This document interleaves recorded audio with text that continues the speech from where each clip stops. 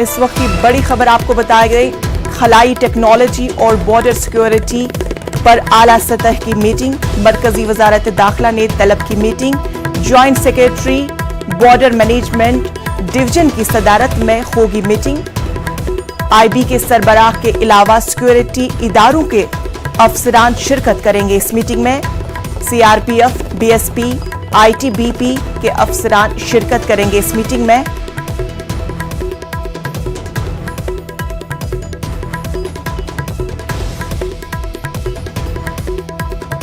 Project के सरबराह S Arvind भी meeting में मौजूद रहेंगे। वजारत दाखिला का असरो की मदद से सैटेलाइट लॉन्च करने का मंसूबा। आपको बता दें कि इसरो की मदद से सैटेलाइट लॉन्च करने का मंसूबा। नॉर्थ ब्लॉक में आज दोपहर 3:30 बजे मीटिंग मुनाकिद।